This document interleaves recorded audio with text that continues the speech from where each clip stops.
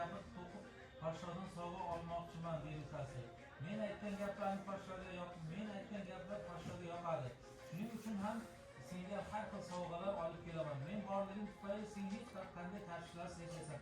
Undan ko'ra menga o'tirib uy ishlariga qilaver.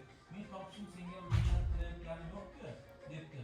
Lekin akasi uning maslahatiga kirmay, podsho ukasi uning maslahatiga kirmay, podsho huzuriga borib va gap borligidan aytibdi.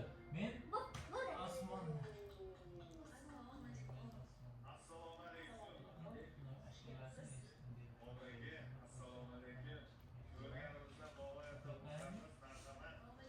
Mana shunday yolg'on gapirishga qanday